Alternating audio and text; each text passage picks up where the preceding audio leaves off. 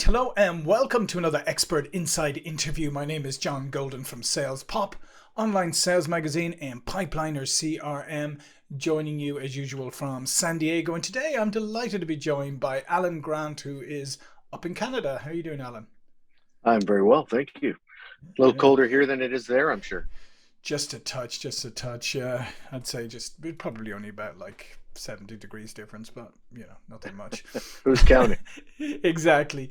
And so Alan is ActionEdge business coach, food service specialist, MBA candidate, helping others owners achieve their vision at Standfast Consulting. And that's kind of what we wanted to talk about today, was especially entrepreneurs, small business owners, even people in running departments in larger companies. There's always that struggle on where to focus, and this is particularly true obviously of entrepreneurs or small business owners. Where should you focus, and how can you cut out extraneous things, but how can you focus on the things that really matter in your business so that you can eventually, hopefully, achieve some kind of work-life balance, or just keep things a little bit more in sync than maybe they are at the beginning when you're just trying to be everything and do everything.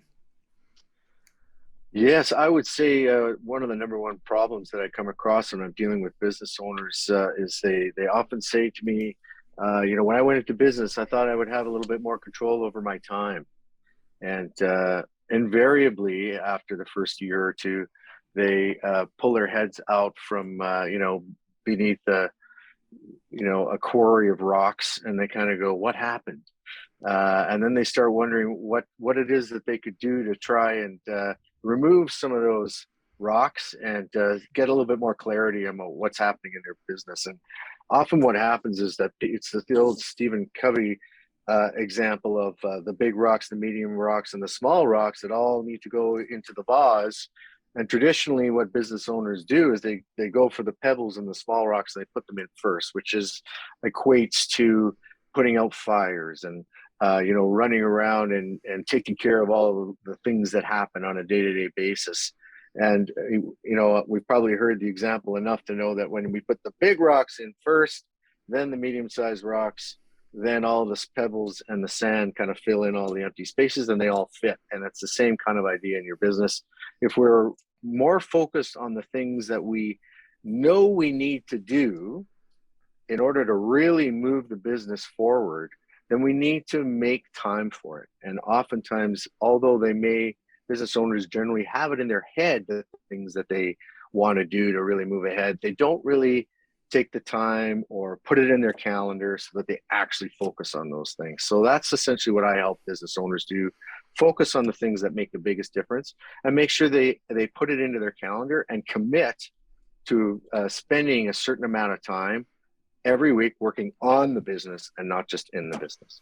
Yeah, and I think that's an excellent point, Alan, because I mean it is very tempting. Obviously, I mean obviously it's your business, so you probably care about it more than anybody in the world. Therefore, you always feel like you have to take care of things, you have to put out the fires and all of that. But it's great. It's to your point though. If you don't set aside time, you will never get that time. It'll never happen organically. You'll never suddenly get a moment where you go, "Oh, I should work on the business right now." It just won't happen. So I think part of it is that discipline of really setting aside time to work on the business. Well, and sticking to it, right? So, Mm. we always talk about default calendars, and I'm sure most of the people listening have heard of a default calendar. It's, setting up in a perfect world, what would I be doing? What would I be spending my time on at what time of each day?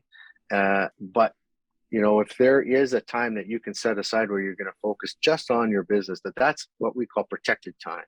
And no matter what happens or who emails you or who calls you or, short of the building falling down on your head, that you're going to do what you say you're going to do, and you're going to commit to yourself. Because as an entrepreneur, as a business owner, I mean, really, you're committing to yourself. And it's really hard sometimes to imagine that if you were working in a huge corporation and you were the CEO. Now, I mean, obviously, when you're a business owner, you're wearing a lot of different hats. So you're Mm. wearing the CEO hat, you're wearing the VP finance hat, you're wearing the VP marketing hat, you're wearing the risk reduction legal hat. You're wearing all these hats. Sometimes we're not really clear what all those things are, but if I'm saying to myself, okay, so I need you as the CEO, I need you to go and get me a marketing plan that's going to get me XYZ more business. And then the marketing guy went away and then came back a week later and you said, what did you do about that? And he said, oh, well, I got busy because, so-and-so called, and then I had to take out the garbage, and then my wife called, what would you do with that VP marketing? You'd fire them, right? Yeah. So we as entrepreneurs need to start treating ourselves and those jobs with the same kind of respect and commitment. Yeah, and I love that point. I love the idea of the protected time because it is, it is. I mean, you can put it on your calendar, great. But if it is the first thing that slides every time because it doesn't, then you show how much importance is on it. It's just like if you, I mean, it's just like if you would say in coaching, if you set up, if you're going to coach somebody and you set up coaching with them, but you keep canceling it, then how important is that coaching really? How important is that Yeah. at the end of the day? So here's the other thing, just speaking of coaching, right? This is obviously where people like you come in because it's very hard to do this stuff on your own. It's much easier when you have somebody to kind of hold you accountable. So if you're a business owner and you're on your own, having a coach like you is really helps that piece of the accountability, the shared responsibility, if you like. Yeah, 100%. I want to touch on two things that you kind of made me think about. And one is commitment. Because, if I come to a business owner and I say, well, how committed to your business are you? Or how committed to setting aside time every week to work on your business are you? 1 out of 10. It's kind of a trick question. So then they say, oh, well, I'm a 7. And I say, okay, so let me ask you, how do you be 70% committed to something? How do you be 50% committed to something? Right? Commitment it's a yes or a no, right? It's a 0 or 100. So you're committed or you're not committed. So none of this, I get it. I know it's important. None of that kind of language. It's like, yes, I'm going to do it, or no, I'm not going to do it. Is really how you need to treat it. So on the other side, the other thing you made me think of was what we provide to business owners, and it's really what we call feast. So we want our clients to feast, and what we provide for them is the focus, a little bit of education, helping them understand their business in a different way, and we do that through myself, or I do that through myself, but I also have people read books and such, because your identity has to grow along with your business, because your business is designed as exactly as you've designed it. It's not going to grow past a certain point if you aren't going to grow past that point. So there's education, there's accountability, right? So the accountability partner, sometimes it's hard to keep yourself accountable, which is what you were just touching on, and so I help with that. Create systems. So I have a system to my coaching that I know that works. And I help people also build systems in their business that we know is going to work to help them get out of their business.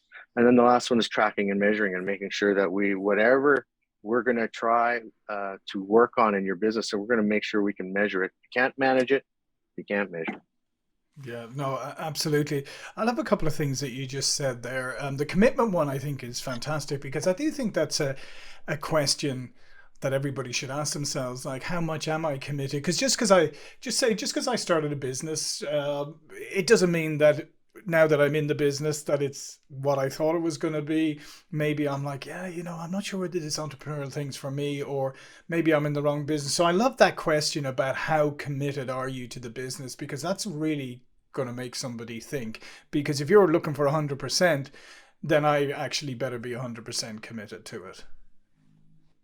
Yes, and who, at the end of the day, who's more committed than you? And most business owners, of course, they say I'm 100% committed to my business. But when you ask them about commitment in certain specific areas of their business, right? And finance is one of those things, because often they don't understand it, right? They're really good at what they do, and they're fabulous at providing great service, but they don't really understand how they make money. They don't understand the financial side, so they just ignore it. Right? How committed are you to learning about your finances and making them work for you? Oh, 50%, 60%. Yeah, no, it doesn't work like that, right? Yeah, no, it doesn't, particularly as I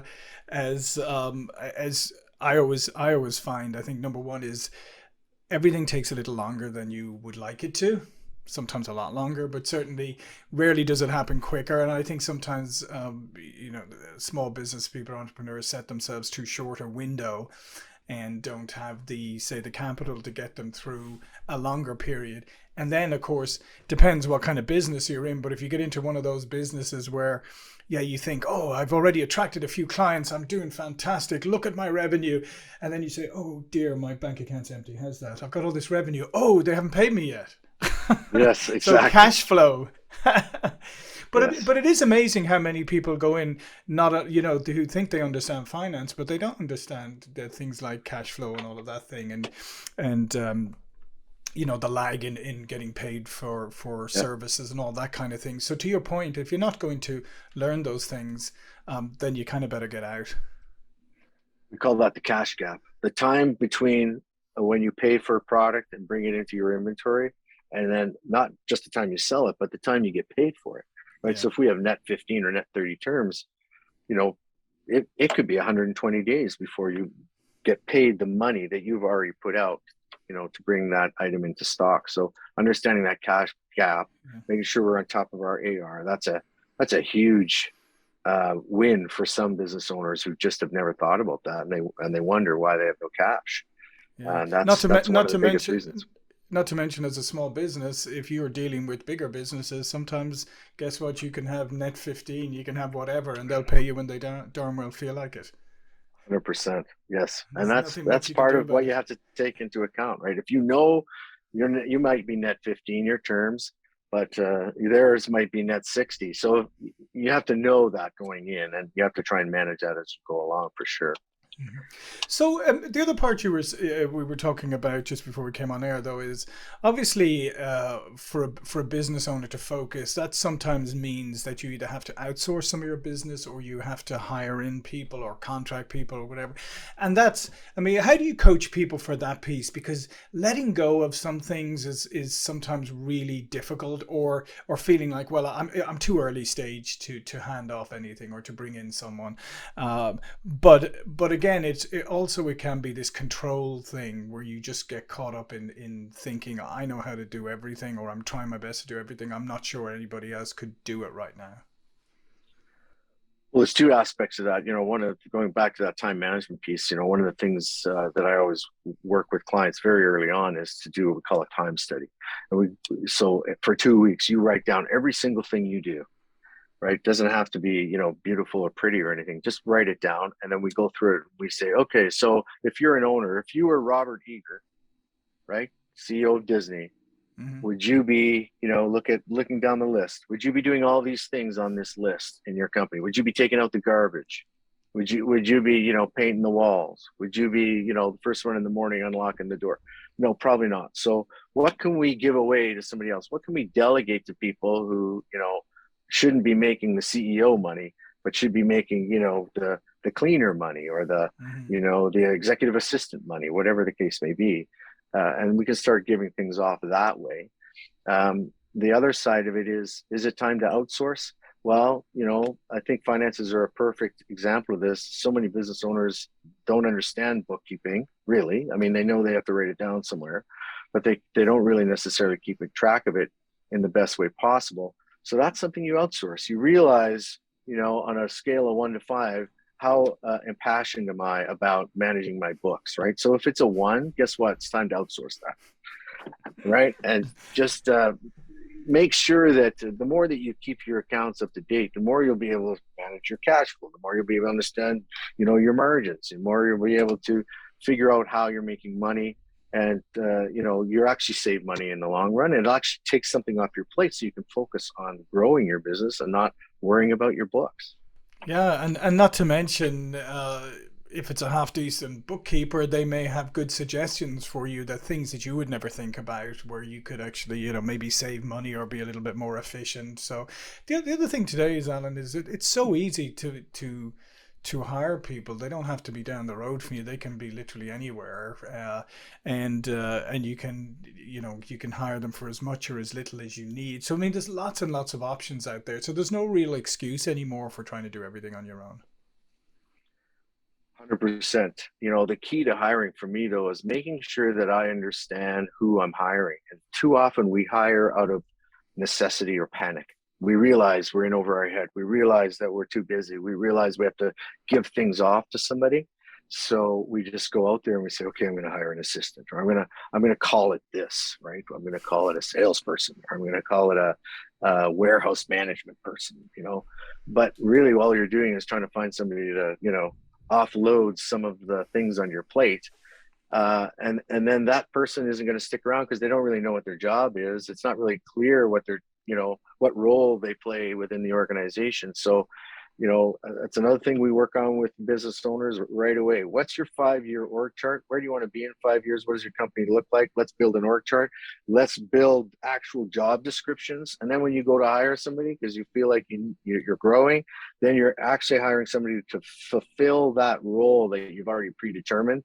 And then it becomes part of a greater strategic plan. It's not just hiring out of panic.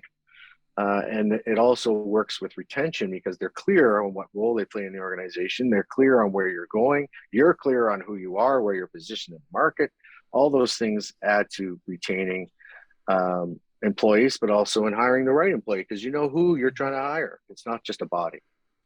Yeah, and I love that what you said there at the beginning because it actually reminds me of a true story actually back when I was first in the States and I was up in Silicon Valley during the .com, and a recruiter called me up and said, "Oh, there's a .com, they have this job. I think you'd be a perfect fit for blah blah blah." So anyway, cut a long story short, I went to the interview. I met with the CEO. It was going to be an executive level job, like in the senior team. So I met with the CEO, and then they had me meet with all the other executives and talk about the job. And by the end of it, when I came back to meet the CEO again at the end of all these conversations, she said, "Well, what do you think about the job?" And I said, "Well, I'll tell you the truth. I think the job is a composite of all the bits that nobody else, that all these people don't want to do." And I said, and to be honest, I think it's a job that's set up to fail. I think you'd be far better off not hiring for this job. I think you'd be far better off fixing some processes and figuring out why people are doing things that they don't want to do or they're frustrated. Anyway, needless to cut a long story short, that's what they did. They pulled the job and they went back and looked internally. The recruiter wasn't that happy about my response, but there you go.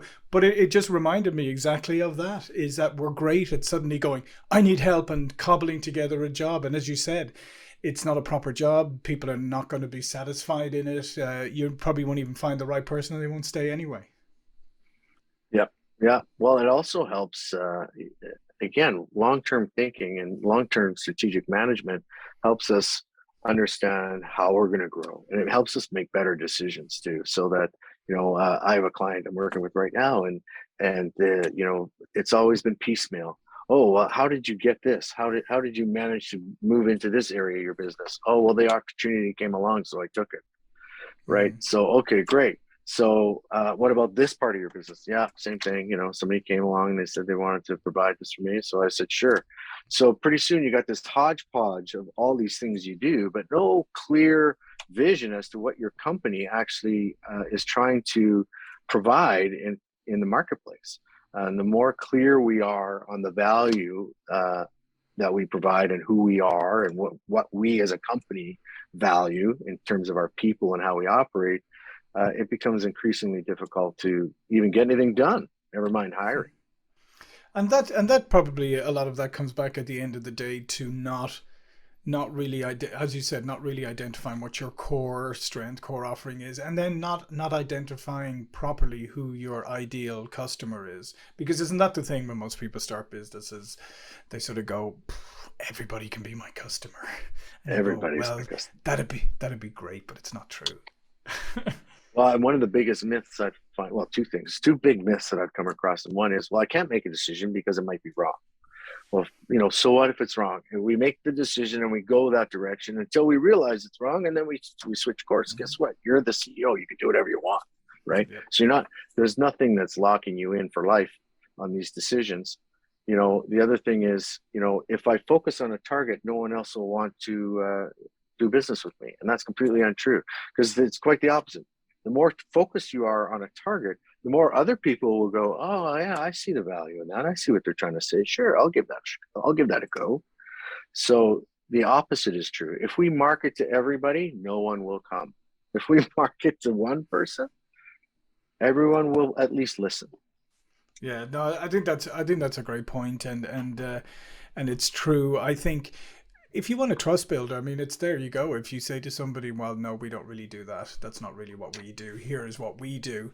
Okay, maybe you won't get the business that time, but are now embedded in my head as a prospect. I know that you focus on this particular thing. So if that comes up, you're the first person I'm probably going to jump to because you told me you didn't do the other thing. You focused on that. Yeah, yeah. And the more you come to mind about what you do, but if you just say I do everything, then no one's going to think of you ever. Exactly. Or maybe they'll say, well, if you're a handyman, that's fantastic. If you're not, then not so good. Well, even then, Yeah. a handyman has specific value that they provide. I make your home more comfortable, or I make your business more comfortable by taking off, out of your hands those jobs that you either don't know or don't want to do. Yeah, exactly, exactly. Well, listen, Alan, this has been fantastic. So, listen, thank you so much for today. All of Alan's information is going to be below this video. But before we go, please do tell people a little bit more about yourself and your company. So my name is Allan Grant. I'm a business coach. I am centered in Calgary, Alberta, Canada. What I do is I help build happier lives by building better businesses. My background is primarily in food service, but if you ever want to find out why that's important for you, you should give me a call. I think food service offers a microcosm of everything, an intense microcosm of everything that makes a business work. So that's why I think I'm a great business coach. I have a lot of experience in a lot of different areas, as you have to be when you're in food service. So, but and to your point earlier, a lot of what I do is I just help business owners of all ilks get to the next level in their business. Yeah, fantastic. And listen, I say this every time I have somebody who's a coach on. I would absolutely encourage you to check out Alan, to check out coaching. Especially if you're a small business or an entrepreneur or whatever, it's so hard to do it on your own. It's so hard to do it on your own. And having a coach, just that person who's just focused on you and all they want is the best outcome for you. They have no agenda otherwise. It's a wonderful thing. So I would highly encourage you to go check it out. There you go. Yeah, you can find me on LinkedIn. Is probably the best place to look. I'm always posting on there. And right, give me a phone call. The numbers I think are going to get posted. Yep. And look forward to the opportunity to talk to anybody who is interested in having a free 1 hour session just to talk about your situation and what how we might work together. And if it doesn't work out, doesn't work out. No obligation. Yeah, fantastic. There you go. Nothing to lose there, everything to gain. All right. Well, listen, thanks again, Alan. Thank you all for watching and listening, and I'll see you all again soon. Thank you. Thanks, John.